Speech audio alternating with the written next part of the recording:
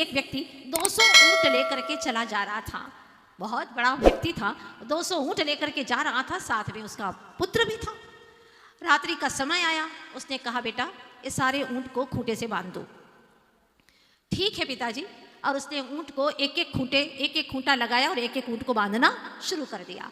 अब उसमें 199 ही खूंटे थे और 199 ही रस्सी थी, एक रस्सी थी नहीं, एक खूंटा भी नहीं था। गिनती में गलती हो गई थी।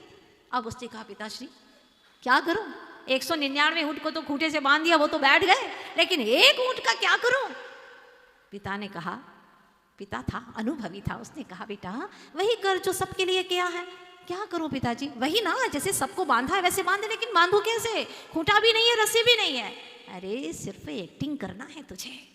हाँ, और उसने ऐसे ऐसे एक्टिंग की, खूंटा गाड़ने की। ऊंट देख रहा है कि हाँ गाढ़ा जा रहा है, मेरे लिए भी काम हो रहा है, और फिर ऐसे ऐसे किया, क्रियाएं की। वो समझ गया कि मुझे भी अब बांध दिया गया। वो भी जैसे 199 ऊंट बैठे थे वैसे वो भी बैठ गया। प्रातः काल हुआ, उजाला हुआ, और सेठ ने अब आगे बढ़ने के लिए एक खूंटे को खोला, एक एक खूंटे को जो गाढ़ा हुआ था उसको निकाला, रस्सी निकाली, और सारे जैसी रस्सी छोड़ते और खूंटा निकालते एक एक ऊंट चलता बनता, एक एक ऊंट चलता बनता। अब उसको क्या करें, करे तो क्या करे। उसने कहा पिताजी ये ऊंट तो खड़ा ही नहीं हो रहा है, 199 तो चल दिए, लेकिन ये तो बस बैठा ही है। पिता ने कहा अरे बेटा उसको भी खोल। खोलू क्या पिताजी, बंधा ही नहीं है तो खोलू क्या, कैसे खोलू। पिता ने कहा जिस तरीके से बांधा था बेटा उसी तरीके से उसको खोल दे, बस। समझ गया बेटा। और उसने जाकर के ऐसे ऐसे किया जैसे सबके लिए किया था, वही तरीका अपनाया। ऊंट ने समझा कि अब मेरा भी बंधन खुल चुका है, खड़ा हुआ और चलता बना। बात समझने की है, ये बात किसी ऊंट की ही नहीं है, ये झूठ की भी बात है। हमने झूठ में भ्रम पाल करके रखा है कि मैं फंसा हुआ हूँ, मैं किसी वजह से दुखी हो रहा हूँ, मैं परतंत्र हूँ, पराधीन हूँ, मैं तो गृहस्थी हूँ, संसारी हूँ, ये हूँ वो हूँ, तरह तरह की मान्यता बना करके रखी है। आचार्य कहते हैं चाहे तुम ऊपर से कुछ भी कहते रहो, सच तो यह तुम सब एक आत्मा हो और भगवान जैसी ही एक आत्मा हो, वैसा अस्तित्व लिए हो, वैसे ही गुणों की शक्ति है तुम्हारे पास में, पर शक्ति का व्यक्तिकरण हो नहीं पा रहा है। जैसे उदाहरण दिया उन्होंने, जैसे को श्वान पर्यो कांच के महल में है, ठोरे ठोरे श्वान देख भूस भूस मर्यो है, वानर जो मुट्ठी बांध पर्यो है पराए वश, कुएं में निहारी सिंह आप कूद पर्यो है, तैसे ही अनादि से मिथ्यात्व भाव मानवश,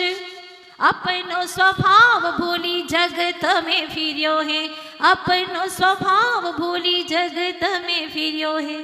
क्या बात कहते हैं। जैसे कोई श्वान कांच के महल में पहुंच गया, कांच के टुकड़ों टुकड़ों में एक एक कुत्ता दिखाई दे रहा है, और वो सोचता है अरे यहाँ तो इतने सारे कुत्ते हैं। और कुत्ता कुत्ते को देख करके क्या करता है, भुगता है। हाँ, अगर एक साधर्मी दूसरे साधर्मी को देख करके चिल्लाए, ईर्ष्या करे, द्वेष करे, विवाद करे, किस योनि में क्या किस दशा को प्राप्त होगा आप लोग सोचिएगा। जैसे कोई श्वान पर्यो कांच के महल में है, कांच के महल में जाकर के टुकड़े टुकड़े में कुत्तों को देखता है, भौंकता है, तो वो सिर्फ अकेला ही नहीं भौंकता, सारे कांच के अंदर देखने वाले कुत्ते भी भौंक रहे, और तेजी से भौंकता है और भौंकता है, और आवाजें आती हैं, टकराती हैं आवाजें, और अंत तो गतवा भौंक भौंक करके मर जाता है भूखा प्यासा।